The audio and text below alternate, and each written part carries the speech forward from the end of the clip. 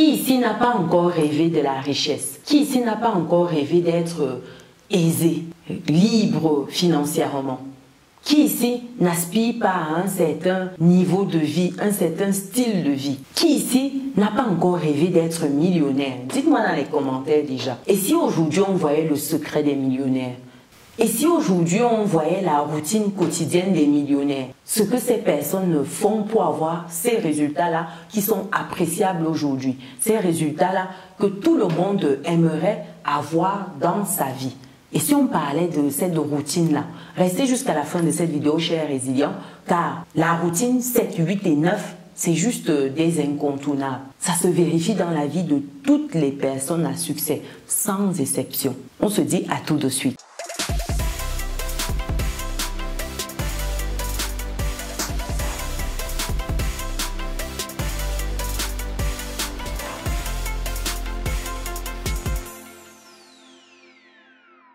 Bienvenue de nouveau sur Business et Réussite, la chaîne qui te permet de muscler ton mindset et tes finances. C'est quelque chose qui te parle? Clique sur le bouton, active la cloche, partage autour de toi. Si c'est la première fois sur la chaîne, je suis Chimène Nana, je suis maman, je suis entrepreneur, je suis investisseuse et j'accompagne les personnes qui souhaitent également investir, les personnes qui souhaitent mieux gérer leurs finances au quotidien. Et c'est pour cette raison que vous avez ce livre que j'ai coécrit avec mon époux, le livre Vivre et réussir en France. C'est un livre qui vous donne les clés en fait pour bien gérer vos finances au quotidien. Quand vous êtes en Occident, c'est compliqué. Quand vous êtes en Afrique, c'est compliqué. Ce livre traite de la question de la gestion des finances. Et pour ceux qui sont en France, vous avez également où investir là-bas. Comment investir? Quelles sont les stratégies liées à l'investissement? Comment bien s'intégrer déjà lorsqu'on arrive sur le territoire pour les personnes qui viennent d'arriver? Où est-ce qu'on peut avoir certains accompagnements, certaines aides ponctuelles qui sont des béquilles ponctuelles qui nous permettent d'avancer un certain moment avant de prendre notre équilibre. Vous avez tout ça dans ce livre. Je vais mettre le lien dans le descriptif de cette vidéo. Et si toi, tu as ton projet, tu souhaites investir, tu souhaites level up, que ce soit en Afrique ou en Occident, contacte-moi, va sur businessetreussit.com, onglet prendre rendez-vous. Tu verras là-bas les informations, tu complètes et puis tu auras ton créneau pour partager, échanger sur ton projet. Et pour ceux qui souhaitent le livre, le lien, je vais le mettre dans le descriptif de cette vidéo. Il y a également la chaîne YouTube Vivre et réussir en France où je ne parle que des thématiques liées à l'immigration. L'immigration en France, je précise. Donc si aujourd'hui, c'est quelque chose qui t'intéresse, tu peux t'abonner sur cette chaîne pour ne rien louper. Si tu souhaites également poser des questions spécifiques liées à l'immigration, il y a un groupe WhatsApp qui est dédié. Tu vas dans le descriptif des vidéos de la chaîne Vivre et réussir en France et tu verras le lien du groupe WhatsApp pour intégrer. Donc voilà pour ma présentation. Revenons au vif du sujet. Quelle est la routine quotidienne des personnes à succès? Des personnes qui gagnent beaucoup d'argent. Beaucoup d'argent. Au-delà de ce que la moyenne gagnerait en toute une vie, en 10 vies réunies. Quelle est cette routine-là? La première chose ici, c'est au niveau en fait du réveil. Ce sont des personnes qui se lèvent tôt. Oui, quand on dit se lever tôt ici, il faut comprendre que ça s'adapte au rythme de chacun. Pour se lever tôt déjà, il faut dormir tôt. Il faut dormir à une heure raisonnable. Il ne faut pas se retrouver là 1h, 2h, 3h, 4h du matin pour espérer se lever à 5h. Non, c'est pas raisonnable. On a besoin tous d'un certain minimum de sommeil. Donc quand on dit se lever tôt ici, il ne faut pas commencer à chipoter sur dire que ouais, c'est 4h, 5h, 5h30. Non, vraiment, trouver une routine qui s'adapte à sa personne, à son rythme de sommeil. Donc ça veut dire ici, pensez à se coucher tôt. Si vous êtes toujours en mode réveil à la bourre le matin, ce serait bien de progressivement dormir 30 minutes plus tôt. Ainsi, vous décalez progressivement votre réveil. Ou il y a ceux qui sont de l'école tout de suite, on est à fond, mais après, il faut suivre parce que il faut dire que une habitude met généralement 1 mois à s'installer. Donc, si vous y allez pendant 1 mois, ce sera bien. Donc, ici, se lever tôt, ça permet de commencer la journée de manière paisible, de repenser à ses objectifs, visualiser ça, rentrer progressivement dans sa journée. Ça, c'est le premier point. Deuxième point ici, c'est la méditation et la réflexion.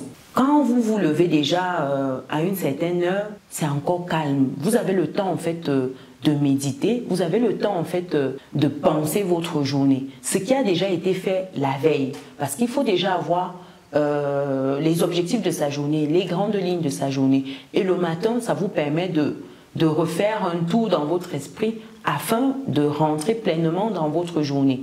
Et ça, c'est bien avec une petite méditation. La méditation ici, ça permet, voilà, de recentrer tout cela. Vous sortez d'une bonne nuit de sommeil, vous vous recentrez, vous visualisez votre journée, vous apaisez en fait tout et ça vous permet de démarrer en douceur. C'est une suite logique de douceur, j'ai envie de dire.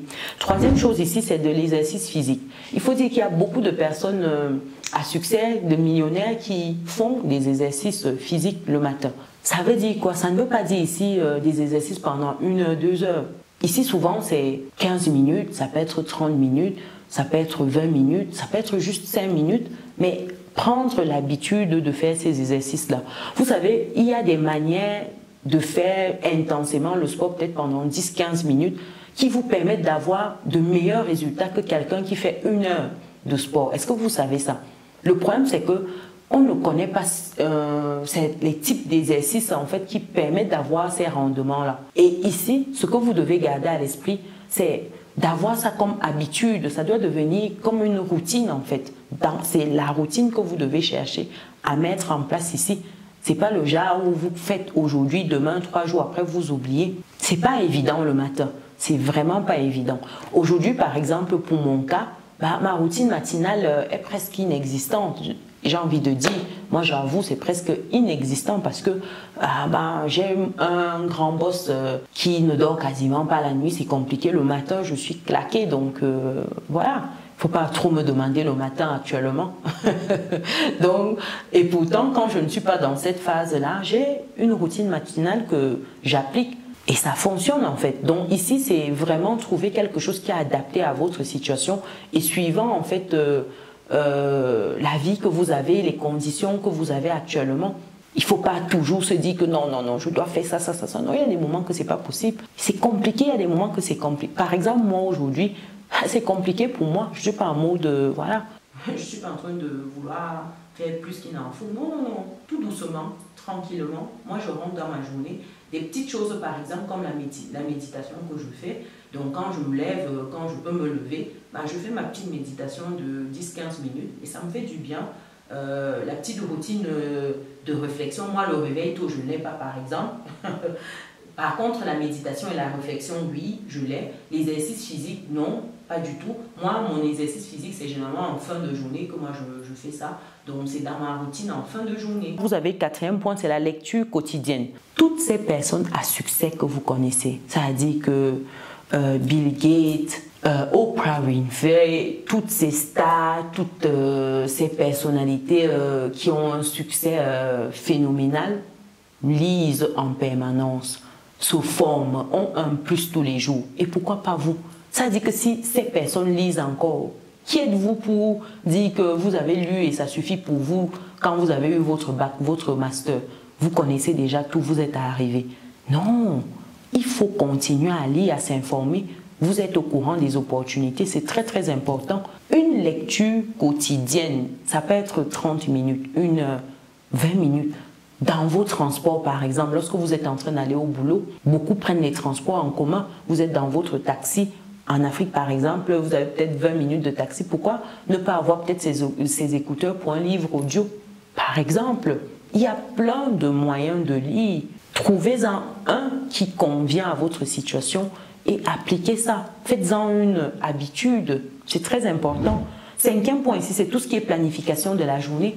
Comme je disais tantôt, ça intervient généralement la veille au soir, mais d'autres personnes le font en fait le matin. Donc, vous pouvez planifier votre journée avant de rentrer pleinement dans les tâches de la journée. Et cette planification-là, ça commence par ce qu'on appelle la grenouille. Je ne sais pas si vous avez lu le livre Mangez votre grenouille.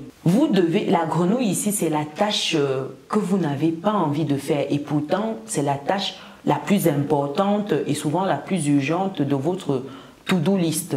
Et c'est ça la grenouille. Vous devez commencer par cette grenouille-là qui est laide. qui est gluante, dont vous n'avez pas envie. Et c'est par elle que vous devez commencer. Parce qu'une fois que vous avez fait cette tâche-là, généralement, c'est la tâche qui représente le 20% qui va vous rapporter 80%. Donc, commencez par cette grenouille-là. Et tout ça, pour pouvoir commencer par là, ça demande de planifier sa journée. Donc, planifiez vos journées. Sixième point ici, c'est tout ce qui est investissement dans l'apprentissage. C'est participer à des séminaires, à des ateliers, faire tout ce qui est des cours en ligne. On continue d'apprendre. On ne reste pas en mode « j'ai eu mon master, j'ai eu mon doctorat, c'est suffisant ». Non, du tout. Vous poursuivez votre formation, comme je disais tantôt, en parlant de la lecture. Vous vous intéressez à des thématiques, vous voyez comment vous pouvez diversifier vos investissements, etc. C'est comme cela qu'on grandit au fil des jours. Et ça passe par une formation continue. Donc, si vous avez une formation qui vous intéresse, allez-y, inscrivez-vous. S'il y a un cours en ligne, inscrivez-vous. Ça peut prendre 30 minutes de votre journée, 1 heure, mais vous grandissez et à la fin, vous serez content parce que vous aurez le résultat adapté à cet effort-là. Septième point plutôt, c'est tout ce qui est réseautage. Il faut passer du temps en fait à établir des connexions qui vous permettront d'avancer, des connexions avec d'autres personnes qui sont influentes, qui sont inspirantes, qui sont impactantes. Vous devez prendre un moment de votre journée. Les personnes à succès ne négligent pas ce volet-là parce qu'elles comprennent très bien que les opportunités, ce sont les gens qui vous présentent ces opportunités-là. Ça ne saute pas comme ça ne tombe pas du ciel comme ça. Ce sont les gens que vous côtoyez qui vous les présentent. D'où l'entretien de son relationnel. Il faut veiller à son relationnel. D'où mon conseil qui est toujours d'aller dans des conférences, aller rencontrer des gens qui vous inspirent là-bas, les gens qui sont ce que vous aimeriez être. Allez-y les rencontrer, prenez leur contact, échangez avec. Et ce sont des personnes accessibles, très très accessibles. Allez dans des conférences, allez où ces personnes se trouvent, allez dans des dîners d'affaires. Oui, vous allez rencontrer ces personnes et vous allez pouvoir réseauter. Donc, il faut prévoir un moment dans votre journée dédié à l'entretien de votre réseau où vous prenez des nouvelles, vous dites un bonjour, etc. Le problème, c'est que certains prennent des numéros, ils gardent dans le téléphone. C'est quand ils ont un problème qu'ils appellent. Non, c'est la mauvaise approche. Mauvaise approche. Vous n'aurez pas de résultat de cette manière. Il faut quand même entretenir ça, un bonjour. Ça va prendre des nouvelles de l'entreprise, etc. Et le jour où vous avez besoin, la personne sera présente pour vous. C'est important. Huitième point ici, c'est la prise de risque calculée. C'est très important. Il faut être prêt à prendre des décisions en fait audacieuses qui pourraient mener à de nouvelles opportunités. Il faut pour cela en fait maîtriser le risque. C'est vrai qu'on ne peut pas le maîtriser à 100%, mais au moins avoir les grandes lignes. Et ça passe justement par la formation, ça passe par l'information de qualité. Il y a plusieurs types d'informations. On disait l'information blanche, l'information noire, l'information. Vous avez plusieurs niveaux d'information. Ici, il faut avoir le bon niveau d'information qui vous permet de vous positionner sereinement. Le risque zéro n'existe pas, c'est vrai, mais vous pouvez arriver progressivement à minimiser un maximum de risques. C'est tout l'intérêt en fait de prendre une décision éclairée. Un neuvième point ici, c'est tout ce qui est gestion de finances prudente. C'est de suivre ses dépenses, ses investissements et puis d'ajuster au fil de l'eau, de s'assurer de cette croissance financière-là. Les personnes à succès s'occupent de leurs finances. Ont des personnes qui s'occupent de leurs finances. Vous allez dire que oui, ils ont des gestionnaires de ceci, de cela. Oui, mais avant d'avoir tout ce staff-là, il faut comprendre des règles basiques comme dépenser moins ou alors avoir plusieurs sources de revenus qui vous permettent d'utiliser les petits pour vous faire plaisir et pas manger la poule en fait. Donc, il faut comprendre déjà ces règles basiques parce que dites-vous que si vous n'avez pas la compréhension de ça, ces personnes-là font ce que vous voulez, sont à votre service. C'est que finalement, vous allez empêcher ces personnes de travailler véritablement. D'où la nécessité de comprendre. Et quand on comprend, on délègue. On délègue pour optimiser. Mais dites-vous que vous devez prendre soin de vos finances. Vous devez réserver un moment pour prendre soin de vos finances, pour investir, pour s'assurer que les choses roulent, ajuster aux besoins. C'est très très important, chers résilients. Ça veut dire que c'est des petites choses, mais ça change des vies. C'est-à-dire, c'est des petites choses, mais ça change des vies. Et le 10e point ici, c'est prendre le temps pour les personnes qui nous tiennent à cœur, le temps pour sa famille, le temps pour ses loisirs. Toutes ces personnes qui ont un succès important prennent ce temps-là pour les loisirs, pour les plaisirs, pour la famille. L'avantage quand on arrive à un certain niveau, c'est qu'on n'a plus besoin d'être en mode présent toute la journée, de bosser comme un fou. Non, on a déjà suffisamment mouillé le maillot et maintenant, on a besoin juste d'un peu de temps pour suivre tout ça, pour s'assurer que les choses sont en train de rouler et puis ça nous laisse un peu plus de temps pour faire ce qui nous fait vibrer véritablement.